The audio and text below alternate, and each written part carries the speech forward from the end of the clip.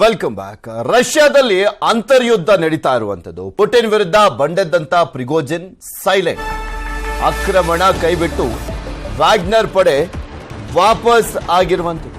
ಮಾಸ್ಕೋದಿಂದ ಸೇನಾ ಶಿಬಿರಗಳತ್ತ ವ್ಯಾಗ್ನರ್ ಪಡೆ ವಾಪಸ್ ಆಗಿದೆ.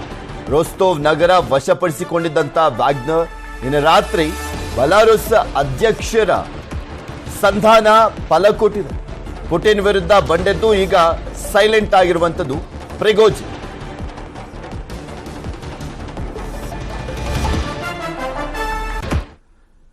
ನಿನ್ನೆ ರಷ್ಯಾದಲ್ಲಿ ಅಂತರ್ಯುದ್ಧ ನಡೆದಿತ್ತು. ಅದರಲ್ಲೂ ವ್ಯಾಗ್ನರ್ ಪಡೆ ರಷ್ಯಾದವರ ವಿರುದ್ಧನೇ, ರಷ್ಯಾ ಸೇನೆ, ಅಲ್ಲಿನ ಅಧ್ಯಕ್ಷರು, ರಕ್ಷಣಾ ಸಚಿವರ ವಿರುದ್ಧ ಆಕ್ರೋಶವನ್ನ ವ್ಯಕ್ತಪಡಿಸ್ತಾ ತೆರೆಗೆ ಬಿದ್ದಿದ್ರು.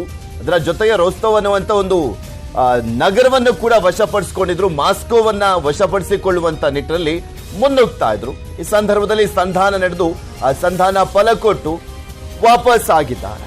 ಇದ್ರ ಬಗ್ಗೆ ಇನ್ನಷ್ಟು ಮಾಹಿತಿಯನ್ನು ನೀಡ್ತಾ ಹೋಗ್ತಾರೆ ನಮ್ಮ ಡೆಪ್ಯೂಟಿ ನ್ಯೂಸ್ ಎಡಿಟರ್ ಆಗಿರುವಂತ ರಾಘವೇಂದ್ರ ಗುಡಿ ನಮ್ಮ ಜೊತೆ ನೇರ ಸಂಪರ್ಕದಲ್ಲಿ ಜಾಯ್ನ್ ಆಗ್ತಾ ಇದಾರೆ. ಗುಡಿ, ಅಟ್ ಪ್ರೆಸೆಂಟ್ ಏನ್ ಸಿನಾರಿಯೋ ಇದೆ, ಯಾವ ರೀತಿಯಾಗಿ ಬೆಳವಣಿಗೆಗಳು ನಡೀತಾ ಇದೆ, ರಷ್ಯಾದಿಂದ ಏನ್ ಮಾಹಿತಿ ಲಭ್ಯವಾಗ್ತಾ ಇದೆ? ಪೃಥ್ವಿ, ನಿನ್ನೆ ಸಂಜೆವರೆಗೂ ಕೂಡ ಒಂದು ಆತಂಕ ಇದ್ದಿದ್ದಂದ್ರೆ ಏನಾದರೂ ಅಲ್ಲಿ ಅಂತರ್ಯುದ್ಧ ಆಗ್ಬಿಡುತ್ತಾ ಅಥವಾ ಅಲ್ಲಿ ರಕ್ತಪಾತ ಆಗುತ್ತಾ, ಮಾಸ್ಕೋ ಇರ್ಬೋದು ಅಥವಾ ಬೇರೆ ಬೇರೆ ನಗರಗಳ ಸೇಂಟ್ ಪೀಟರ್ಸ್ಬರ್ಗ್ ಇರ್ಬೋದು, ಮುಂತಾದ ನಗರಗಳ ಮೇಲೆ ದಾಳಿ ಆಗುತ್ತಾ, ಹಾಗಿದ್ರೆ ಪುಟಿನ್ ಏನ್ ಮಾಡ್ತಾರೆ, ಪುಟಿನ್ ಎಲ್ಲಿ ಇರ್ತಾರೆ ಅಂತ ಹೀಗೆ ಸಾಕಷ್ಟು ಪ್ರಶ್ನೆಗಳಿತ್ತು, ಕುತೂಹಲಗಳಿತ್ತು. ಅದಕ್ಕೆಲ್ಲದಕ್ಕೂ ಕೂಡ ಈಗ ಸ್ಪಷ್ಟವಾಗಿರ್ತಕ್ಕಂಥ ಉತ್ತರ ಸಿಕ್ಕಿರ್ತಕ್ಕಂಥದ್ದು. ಸಂಧಾನ ನಡೀತು, ಸಂಧಾನದಲ್ಲಿ ಯಶಸ್ವಿಯಾಗಿದೆ. ಈಗ 200 ಕಿಲೋಮೀಟರ್ಗಳಷ್ಟು ಬಂದಿದ್ದಂಥ ಈ ಒಂದು ಸೇನೆ ಏನಿದೆ, ಈ ಒಂದು ಬಾಡಿಗೆ ಸೇನೆ ಏನಿದೆ ವ್ಯಾಗ್ನರ್ ಅಂತಕ್ಕಂಥದ್ದು, ಅವರು ಮರಳಿ ಹೋಗ್ತಾ ಇದ್ದಾರೆ. ಮರಳಿ ಎಲ್ಲಿಗೆ ಹೋಗ್ತಾ ಇದ್ದಾರೆ ಅಂದ್ರೆ ಮತ್ತೆ ಅದೇ ಯಾವ ಒಂದು ತಮ್ಮ ಕ್ಯಾಂಪ್ನಿಂದ ಉಕ್ರೇನ್ ಮೇಲೆ ದಾಳಿಯನ್ನ ಮಾಡ್ತಾ ಇದ್ರು ಅದೇ ಒಂದು ಕ್ಯಾಂಪ್ಗೆ ಈಗ ಮರಳುತ್ತಾ ಇದ್ದಾರೆ.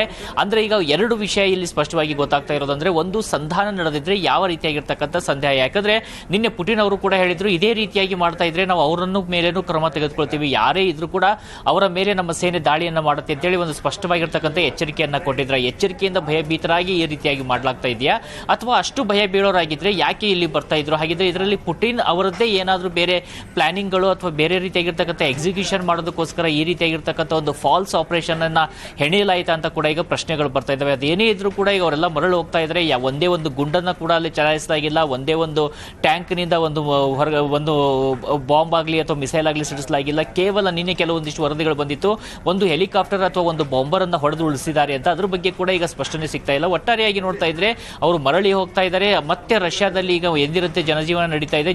ಜೊತೆಗೇನೆ ಉಕ್ರೇನ್ ಮೇಲೆ ಏನಾಗುತ್ತೆ, ಉಕ್ರೇನ್ ಜೊತೆಯಲ್ಲಿ ಯುದ್ಧ ಇದೇ ರೀತಿಯಾಗಿ ಮುಂದುವರಿಯುತ್ತಾ ಅಥವಾ ಮತ್ತಷ್ಟು ತೀವ್ರಗೊಳ್ಳುತ್ತಾ ಇನ್ನು ಮೇಲಿಂದ ಅಂತಕ್ಕಂಥದ್ದು ಸದ್ಯಕ್ಕಿರ್ತಕ್ಕಂಥ ಪ್ರಶ್ನೆ. ಪೃಥ್ವಿ, ಓಕೆ, ಧನ್ಯವಾದ ಗುಡಿ ನಿಮ್ಮೆಲ್ಲ ಮಾಹಿತಿಗಾಗಿ. ಮತ್ತಷ್ಟು ಸುದ್ದಿಯನ್ನು ನಿಮ್ಮ ಮುಂದೆ ಇಡ್ತಾ ಹೋಗ್ತೀನಿ, ಆದ್ರೆ ಅದಕ್ಕೂ ಮುಂಚೆ ಒಂದು ಸ್ಮಾಲ್ ಬ್ರೇಕ್.